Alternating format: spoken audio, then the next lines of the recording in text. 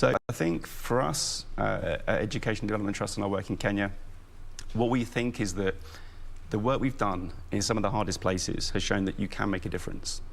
I mean, we mentioned things like, technology, digital divide, those sorts of things. I think for us, what this emphasizes actually, one of the most powerful levers is mindset and attitude.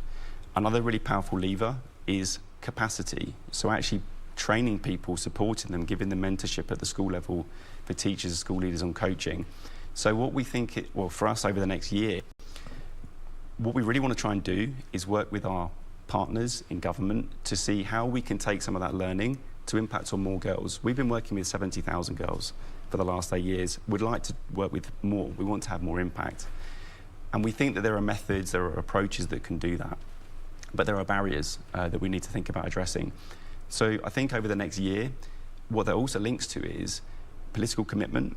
It links to commitment from communities and from parents around what they can do to very simple things, really try and promote learning at home, learning in the community. But linking back to that point around political commitment, I mentioned at the beginning one of the impacts of COVID was around resources. So commitments to put more resource to these things, I think, is what we as an organisation would love to see at a global level, but also here in Kenya. And in fact, there's a great starting point because last year, your President Kenyatta, launched a declaration which was actually trying to lead the whole world in terms of saying, look, education matters, and therefore government spending should go towards it.